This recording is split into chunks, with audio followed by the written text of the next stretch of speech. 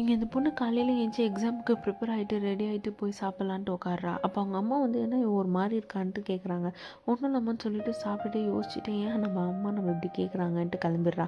போகிற வழியில் ஜெராக்ஸ் கடை இருக்குது, அப்படியே ஜெராக்ஸ் எடுத்து போயிடலான்ட்டு ஜெராக்ஸும் எடுக்கிறா. அப்புறம் பார்த்தா அவங்க அம்மா ஈவினிங்கில் வெயிட் பண்ணுறாங்க, இவ வரவே காணும், எல்லா பசங்களும் வராங்க. அப்புறம் உடனே வண்டி எடுத்துகிட்டு அவங்க அம்மா கிளம்பிடுறாங்க. கிளம்பிட்டு அங்கங்கே விசாரிக்கிறாங்க, என் பொண்ணு பார்த்தீங்களான்ட்டு இல்லைன்றாங்க. அப்புறம் சரி ஜெராக்ஸ் கடைக்காரர் கேட்கலான்ட்டு கேட்குறாங்க. உன் பொண்ணு ஒரு பையன் கூட போச்சுன்னொடனே அவங்க அம்மா அழுதுக்கிறாங்க. அப்புறம் பார்த்தா போலீஸில் கம்ப்ளைண்ட் கொடுக்கலான்னு சொன்னதுக்கப்புறம் வீட்டிலேருந்து கால் வருது. உடனே போய் பார்க்குறாங்க, பிரின்சிபல் கூட உட்காந்துட்ருக்கா. அப்புறம் தான் நம்மளுக்கு இந்த கதையை காட்டுறாங்க. இவள் ஸ்கூல் முடிச்சு வெளியே வரும்போது ஒரு பொண்ணு கீழே விழுந்திருக்கா. அப்போ இந்த பொண்ணு போயிட்டு என்னம்மா ஆச்சுன்னு கேட்குறா. எல்லாரும் இருந்தோடனே நீங்களாம் போங்கன்னு சொல்லிட்டு அந்த பொண்ணை தனியாக கூப்பிட்டு வரா. ஒரு அங்கிள் என்கிட்ட தப்பாக நடந்துட்டாங்க அக்கான்ட்டு அந்த பொண்ணு எக்ஸ்பிளைன் பண்ணுது.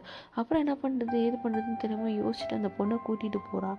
கூட்டிகிட்டு போனதுக்கப்புறம் அவன் கூட ஒரு பையன் இருக்கான். அந்த பையனை கூட்டிகிட்டு அவளும் அந்த பொண்ணு எல்லாருமே எங்கே அந்த பையனை நம்ம தேடி ஆகணுன்ட்டு அந்த பையனை தேடுறாங்க.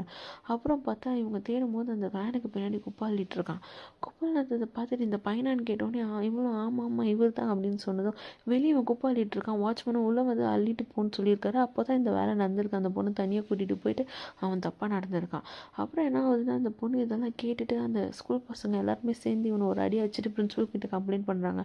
அது கேட்ட பிரின்சிபல் நீ ரொம்ப நல்ல காரியம் பண்ணியிருக்கமான்ட்டு வா உன்னை வீட்டில் விடுறேன்ட்டு வந்து விட்டுட்டு அவங்க அம்மா கிட்ட சொல்கிறாரு. அப்புறம் அவங்க அம்மா வந்து ரொம்ப உன்னை நினச்சி எனக்கு ரொம்ப பெருமையாக இருக்குமான்னு சொல்லி அவளுக்கு கிஸ் பண்ணுறாங்க. கிஸ் பண்ணிட்டு அப்புறம் அவங்க அப்பாவை நினச்சிட்டு அவள் சொல்கிறா, அப்பா நான் உன்னை இன்றைக்கி ஒரு ப்ரௌடாக ஃபீல் பண்ணியிருக்கேன்.